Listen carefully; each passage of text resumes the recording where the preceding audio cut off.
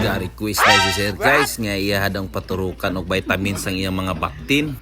Grabe kadagko na sa lawas guys, pwede na malitson. Sa mga nangutana guys nga nung gi-vitamins man nga hapit naman malutas. Importante yun yung mga vitamins para silang proteksyon inigluta, para di pud sila may stress. Kay labi na wala na ilang inahan, wala na sila matutoy nga gatas guys.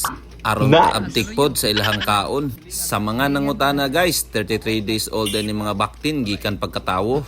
Kurya buyag na kay mga lawas oy. Basta alagang albularyo. Di pod basta-basta ang owner guys. Kay grabe pod mo pakaog booster sa mga baktin oy. Walay limit, halata gyud sa lawas sa baktin. So paabton din ni Sir guys og 37 days balik karon pid sa 8 para malutas na niya. Kay naa na ko'y buyer nga nagpaabot. Swerte kay ang buyer ani guys, kay di na makamahayan ang lawas. So sa katong gusto magpatusok diha, PM lang sa atong page at Solario sa Toledo. Bye-bye!